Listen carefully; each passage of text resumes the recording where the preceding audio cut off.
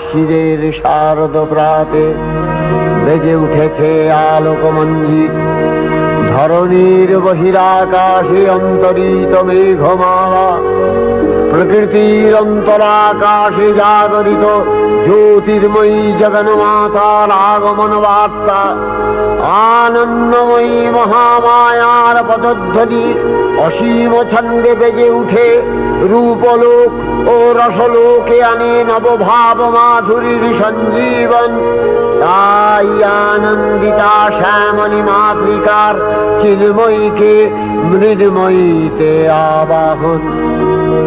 আজ চিৎশক্তি রূপিণী বিশ্বজননীর